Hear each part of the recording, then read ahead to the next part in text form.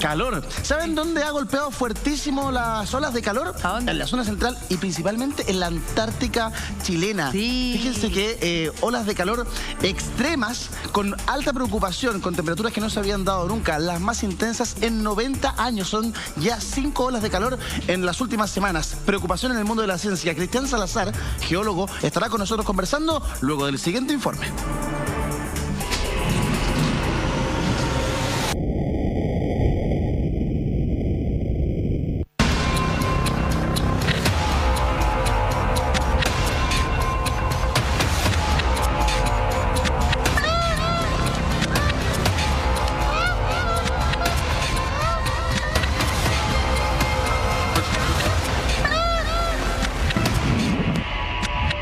¿No le pasa que cuando le hablan del calentamiento global siente que se trata de algo completamente ajeno? A la mayoría nos ocurre. Sentimos que esto solo sucede a miles de kilómetros de nuestro país, reflejado en incendios voraces y en inundaciones. Pero fíjese que no. En Chile los pingüinos literalmente están muriendo asados. Las apacibles aves, símbolo de la zona más austral de nuestro país, ya no dan más. La Antártica atraviesa la quinta ola de calor en 90 días y en lo que va del año, las temperaturas han alcanzado alrededor de 1 grado más de la media promedio para la época, causando un acelerado derretimiento de la nieve, al menos en el territorio antártico chileno. Pero ¿cómo sabemos que estamos frente a una ola de calor? ¿Cuál es la causa de este fenómeno? Escuchemos la voz de los expertos. Los últimos días hemos tenido varios días consecutivos en algunas bases chilenas, en particular en la base O'Higgins, con temperaturas superiores a los 3 grados. No es que hace tanto calor como en Santiago, pero sí hace una temperatura que en ese caso es mayor de 3 grados, que es demasiado alta para lo que se debería tener en ese punto. Lo que ocurre hoy en la Antártica tiene directa relación con el calentamiento global y específicamente hay que entender que la Antártica es una zona que se ha calentado en menor medida con respecto a lo que es el Ártico, por ejemplo, con respecto a lo que es la zona del Ecuador. Este es un nuevo escenario que llegó para quedarse, por lo tanto hay que, sin lugar a duda, entenderlo como lo que es. Parece que el problema no es tan lejano como creíamos. Para el académico Raúl Cordero, la ola de calor en la base chilena es solo una pequeña parte del problema que viene afectando a todo el territorio antártico desde hace ya un buen tiempo. Bueno, el principal problema de la Antártica es que está perdiendo hielo y está perdiendo muchísimo hielo, algo así como 125.000 millones de toneladas cada año. Cuando ese hielo se derrite, está contribuyendo a que suba el nivel del mar en todo el mundo. Este derretimiento de los hielos antárticos no implica solamente un significativo aumento del nivel del mar, sino que traería consecuencias mucho más importantes. Si este efecto se perpetúa en el tiempo, una de las consecuencias directas es claramente la amenaza de varias especies que son de alguna manera dependientes de los ambientes antárticos. Las colonias de pingüinos pueden verse afectadas, pueden entrar claramente en lo que es fenómenos de extinción. Cualquier efecto en la Antártica va a tener un efecto planetario, particularmente en cómo circula la atmósfera. Y eso puede traducir en menos precipitaciones y algo que se puede ver acentuado en el tiempo dado el escenario actual. Enfrentarse a la cruda realidad por la que atraviesa nuestro planeta hace que nos den ganas de cerrar los ojos para que al abrirlos esté todo como antes. Pero la solución no es tan fácil. Así que lo que tenemos que hacer es, rápidamente, de aquí a mediados del 2050, abandonar la quema de cosas para energizarnos y convertirnos en una sociedad carbono neutral. Lo tenemos que hacer aquí en Chile y en el resto del mundo. Si no hacemos eso, vamos a perder la Antártica, vamos a perder Groenlandia, vamos a perder nuestros glaciares, pero no nos va a salir gratis. El nivel del mar va a subir varios metros y vamos a tener que pagar para construir murallas para protegernos del daño que nosotros mismos hemos infligido. Parece que la controversial ambientalista Greta Thunberg no estaba equivocada al desafiar a los líderes mundiales. ¿Se acuerda de ese momento? Nosotros le ayudamos a refrescar la memoria. People are suffering. People are dying. Entire ecosystems are collapsing. We are in the beginning of a mass extinction, and all you can talk about is money and fairy tales of eternal economic growth. How dare you? Nos deja mucho que pensar. Tal parece que llegó el momento de dejar de celebrar la extinción del planeta. Mira el grande, mira el grande, mira el grande.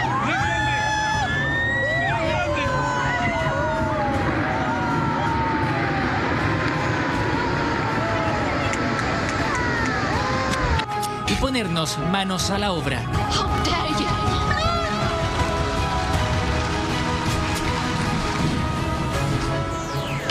La situación en la Antártica, la verdad es que es dramática. Desde el mundo de la ciencia, lo veíamos en el informe, encienden las alertas a partir de estas extremas olas de calor. En el último mes se han registrado 5 olas de calor. La temperatura, claro, como lo decía el experto en la nota, no es que tengamos 35 grados como en Santiago, pero sí son 3-4 grados más de lo normal, lo que genera importantes deshielos. Nos acompaña en el estudio el profesionista de riesgo, Luis Salamanca, para comentar esta información y también para revisar más adelante con Cristian Salazar, que es geólogo, esta noticia. ¿Cómo estás, Luis? Buen día. Buen día, gracias por la invitación, un gusto estar por acá. Encantado. Oye, dramático lo que se vive en la Antártica. Fíjate que se mide la temperatura de la base antártica O'Higgins y en el último mes se han registrado 5 olas de calor, lo que aumenta, por supuesto, los deshielos y la pérdida de una de las principales fuentes de agua dulce del planeta. Sí, es fundamental entender de que en la superficie del planeta tenemos que el polo ártico es solamente hielo, por lo tanto los niveles del mar no se van a ver involucrados con respecto a un tema de disolución dentro de los océanos. Sin embargo, el Antártico, debajo de nuestra Antártica, existe un continente. Por lo tanto, al derretirse estos hielos, esto va a aumentar primero el nivel del mar. Sí. Al calentarse el planeta, por el efecto del cambio climático, son dos cosas muy diferentes, lo que es el calentamiento global, que es un efecto, y el cambio climático es otro. O sea, veremos que cuando se calientan ciertas zonas por la emisión de gases de efecto invernadero, va a producir también un congelamiento, por decirlo de alguna manera, de algunas zonas y el calentamiento de otras. Y se va a aumentar una brecha, es un rango de temperaturas que va a ir variando de acuerdo a lo que se va a manifestar en un lado y en otro. Pero el planeta es un ser vivo. Por lo tanto, lo que puede pasar en un punto puede reivindicarse. Pero agarrándome de eso, por lo tanto, también podemos llegar a pensar que no es solamente el cambio climático culpa del ser humano, sino que también es el cauce natural que la Tierra debiera pasar, pero quizás se acelera por culpa nuestra. No estás tan errada, sino que el planeta va mutando y va generando estos cambios a nivel geológico. Cristian Salazar seguramente nos va a aclarar bastante ese tema. Se va sucediendo de acuerdo a las historias del mismo planeta. Recordemos que el ser humano ha estado en este planeta una milésima de segundo si lo comparamos con la historia completa.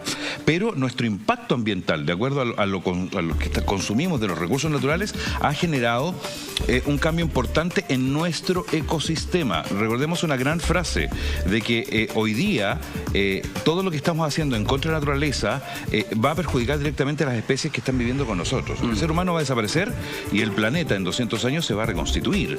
Somos nosotros mismos los que estamos perjudicando nuestro propio sistema de vida. Exacto. Y claro, porque veíamos lo que decía el experto en la nota y uno dice, bueno, pero 3 grados, porque esa es la temperatura que ha hecho que es 1 grado más de lo habitual. Entonces por eso se habla de una ola de calor. Entonces 3 grados. Finalmente la Antártica es solo hielo. Y esto es tan fácil como que todos sabemos que el hielo funciona, se mantiene a menos de 0 hacia abajo de temperatura, ¿verdad? O sea, en cifras negativas. Entonces, sí, efectivamente. Con 3 grados, ¿en cuánto tiempo se puede acelerar el deshielo? Porque él hablaba de las toneladas de hielo de que todos los años se van derritiendo. Mira. Entonces, ¿esto cómo va a ir aumentando el nivel del mar? Porque uno dice, bueno, pero ¿de qué manera esto le perjudica al ser humano? Le perjudica que van a haber países que van a desaparecer porque van a quedar bajo la altura del nivel del mar. El nivel medio del mar. Dos cosas importantes que tú mencionaste y que quiero aclarar de manera sencilla. En primer lugar, el agua dulce del planeta se congela a los 0 grados. Teniendo ya una fluctuación de esta cantidad de temperatura, se va a producir los deshielos. Si recordamos un poco, podemos ver en nuestros smartphones una fotografía de la Avenida Perú de Viña del Mar. Hace 50, 60 años, la Avenida Perú tenía playa. Claro. Y bastante playa. Sí. Hoy día nos estamos remitiendo a roqueríos que contienen las marejadas que cada vez se van haciendo más frecuentes en la quinta región. Por lo tanto, ahí tenemos un efecto rápidamente medible del nivel medio del mar que va aumentando. Claro. Y en segundo lugar, es muy importante que tú sepas, y no quiero ser alarmista con esto, pero sí quisiera poner el tema sobre la mesa. Santiago de Chile se abastece de agua que viene desde glaciares de la montaña, el Morado, etcétera, etcétera, que están desde el Cajón del Maipo hacia arriba. Estos glaciares han retrocedido tal cual como estamos hablando de la Antártida hoy día. Claro. Y nuestro abastecimiento de agua en nuestra población puede hablarse también de lo que pasó, ¿cierto?, en Ciudad del Cabo, en África, de que nuestro abastecimiento de agua es uno y la población va aumentando, sea inmigrantes domiciliarios, que son los que están dentro de Chile, o los extranjeros. Y los recursos son los mismos. Y hay que sumarle que no ha llovido en los últimos 10 años, o sea, una sequía de 10 años. De la desertificación, que es un tema que también a estudiar con mucho detalle a un futuro, de cómo va cambiando nuestro entorno de la ciudad metropolitana con menos recursos, tanto hídricos como también de otro tipo, y nuestra demanda sistemática. Súper importante lo que plantea Luis Salamanca hoy día en el programa. Al otro lado de la línea, nuestro amigo el geólogo Cristian Salazar. ¿Cómo estás, Cristian? Buen día, gusto saludarte. Muy buenos días, ¿cómo están? Buen día, amigo. Estamos ahí preocupados, alertas respecto de estas 5 olas de calor que han golpeado a la Antártica Nacional en el último mes, en las últimas 3-4 semanas. ¿Qué incidencia tiene eso respecto de los hielos que hay en la Antártica Nacional? ¿Cómo puede afectar estas olas de calor al proceso de deshielo? Bueno, en el último tiempo, las últimas décadas principalmente, se ha estimado de que el deshielo en la Antártica ha ido en aumento progresivo. En lo que se tiene en particular de estas olas de calor en la última semana es de que la temperatura promedio de lo que están registrando las estaciones, la base antártica que tiene Chile, que es principalmente la base Frey, la base Arturo Prat y la base O'Higgins, presentan temperatura promedio para esta época en enero de más o menos 2.2 grados Celsius. Hoy día están arrojando temperaturas medias de 3.2 grados Celsius, o sea, más o menos 1 grado Celsius que ha aumentado. Y claro, esta tendencia ha ido en aumento en el último tiempo en la Antártica. De hecho, el 2017 fue la última vez que tenían registro de estas características, que habían alcanzado un nuevo récord. En términos de deshielo, claro, son miles de millones de toneladas que al año se han monitoreado de que se están derritiendo como tal. Y aquí viene un proceso, claro, yo como geólogo tengo como otro tipo de visión. Trabajamos más en escalas de largo tiempo, en términos de años, no tan solo lo que ha ocurrido en los últimos 10, los últimos 50, cosas por el estilo. Entonces aquí lo que quiero recalcar es que hay dos factores. Uno, tuvimos una gran glaciación y que de hecho esa es la que logra congelar la Antártica, logra congelar el Ártico. Termina este proceso hace más o menos 18.000 años y de ahí hemos ido a un continuo de aumento de temperatura gradual. Y lo que tenemos hoy día, de que más o menos desde el año 1850 a la fecha, hemos tenido un aumento, una curva que se ha inclinado mucho más en términos de aumento del CO2 y principalmente fuerte después del año 1900, y que también eso ha producido de que se acelere este proceso de calentamiento. O sea, claro. Está bien lo que nos plantea. En resumen, la mano del hombre, la revolución industrial aceleró el proceso de calentamiento del planeta, que ya venía, pero esto lo hizo de manera más rápida a partir de la revolución industrial. El efecto invernadero. El efecto invernadero. Ahora, ¿esto en qué momento termina? ¿Hay manera de revertirlo, Cristian? ¿O el ser humano, como no ha sido capaz de ponerse de acuerdo, o las grandes potencias no han sido capaces de ponerse en la fila respecto del calentamiento global, esto no va a parar? Claro, es una pregunta compleja, ya de que, a ver, todo esto se está debiendo principalmente a los altos índices de CO2 o de emisión de gases de efecto invernadero, y de hecho se ha escuchado mucho cuando estuvimos alrededor de la COP y diferentes artículos noticiosos, etcétera, de que debemos convertirnos en carbono neutral. Ahora, ¿qué países están apuntando en esa ruta? Los países que están en una mejor situación económica. No hay que olvidar de que tomar estas medidas ambientales son caras en términos para la población, para los estados que les corresponda. Pero imagínense, a ver, si vemos de todas las millones de toneladas que hemos ido emitiendo a la atmósfera, y si ya nos volvemos carbono neutral, ya liberamos esa cantidad de carbono hacia la atmósfera.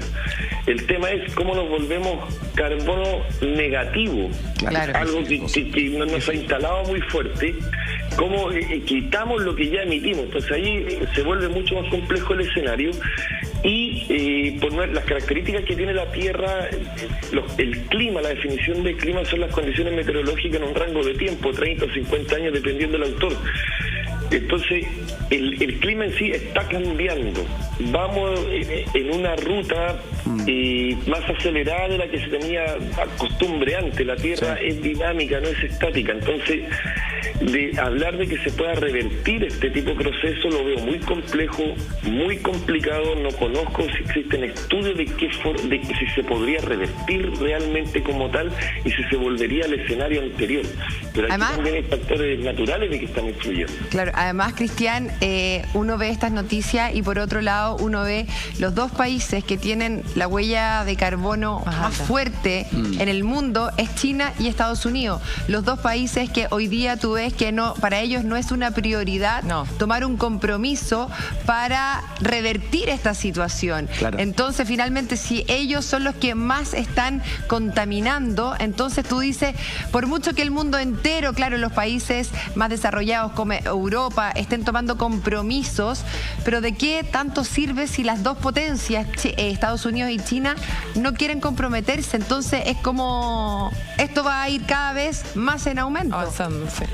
Ese es el problema, es como tirarle la culpa al vecino del lado y yo no me hago cargo. O sea, a ver, y saben usar muy bien los argumentos. O sea, la ciencia no plantea una verdad, sino una respuesta a una hipótesis, y siempre quedan ciertos puntos cuando uno logra responder cierta hipótesis que se necesita realizar más investigación o no son absolutos. O sea, aquí la única ciencia absoluta es la matemática, de que 1 más 1 es 2 en cualquier parte del mundo. Claro. Pero claro, nosotros, las diferentes áreas que abordan esta problemática, las diferentes ciencias que abordan esta problemática, se basan en datos, sacan interpretaciones, sacan curvas, sacan correlaciones, ven registros, etcétera. Cristian, ¿sí? A mí no me asombraría de que en 1 o 2 años más tengamos años lluviosos, años más fríos. Hoy día estamos durante el año transición 2019-2020, el verano europeo, el verano del hemisferio sur, ha alcanzado récords que estaban anteriormente, lo ha superado. Entonces esto se va a seguir repitiendo en términos de temperaturas más altas, fenómenos más extremos, repetitivos, más extremos, etcétera. Entonces aquí, bueno, hay un punto de quiebre de que hay dos tipos de medidas principales que pueden adoptar los países.